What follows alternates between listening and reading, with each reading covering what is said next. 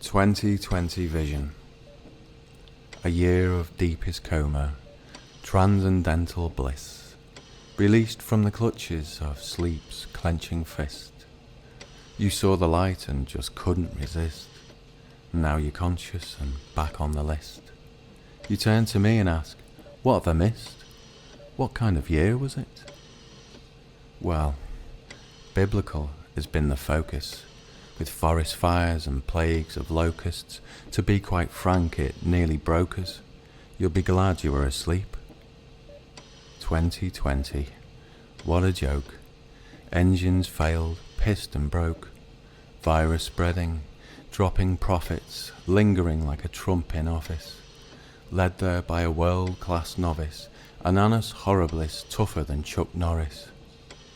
Our only hope, a bloke called Boris, to whom we look to seek our solace, procrastinating like a lazy loris or a donkey with a slack back passage, blabbering some mixed up message. Dead in a ditch was his promise if there was no deal for economics. So here we are, and how ironic, he's still alive and trade is chronic, certifying bank deposits while we hide away like frightened hobbits, donning masks like highway robbers. We wash away our skin like rubbers. We keep our distance from the others, bubble wrapping grands and granddads and mothers, enforcing social constipation. Video chat the new salvation, with heightened fear and intrepidation. Shops entered now by invitation. Depression fueled by isolation, we seek our sanity through sanitation, awaiting cause for celebration with our sleepy 2020 vision. Like sitting ducks in a shooting gallery, retired nurses now back on salary. Lockdown schooling a modern parody, no examinations become a social malady. So the streets are all empty. What does it mean? We're all hiding now till we've had the vaccine. A Fexit from Brexit is what we've achieved. An F-up so large that it's hard to conceive. In a time unrecorded, it's almost unreal that we left Europe without a trade deal.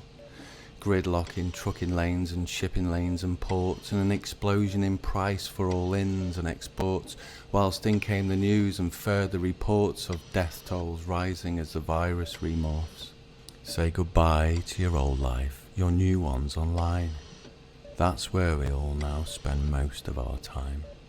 On TikTok or Facebook, making up rhyme to cheer up the world in an unprecedented time, where parties are illegal and you could be fined. So keep yourself happy is now strong underlined. In slippers and PJs through your working hours, tea breaks turn into routine morning showers. Goodbye to the ravers and the sweet party goers. Hello to the furlough and all the furloughers. Although panic buying is far from below us, we all stand together inside our own towers, where we await emancipation, playing degrees of separation, whilst other nations' revelation showed us all discriminations, bound by social obligations not to turn away from degradation, generating permeation, uniting colours in demonstration, watered down with fabrication and washed away by tide. With worthy cause for insurrection, drink some bleach was his reaction. A lousy loser fluffs re-election.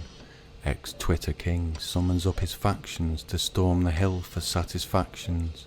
Trumped as Biden's fans turned up a fraction, quelling the stench with Trump extraction. Pollution's down, the planet thrives, but the poor can barely stay alive. Economics took a heady dive into a pool of broken dreams. So what happens now? Nobody knows, now business has come to a close. Cracks in the healthcare system show, as the virus morphs and spreads and grows, further pushed into our holes, waiting there like pensive moles, as the Brexit snake sneaks on through the cold. Our Prime Minister ziplines down the poles, with frozen hopes and scuppered goals. The 2020 tale is told, a story for the brave and bold, if written in a book and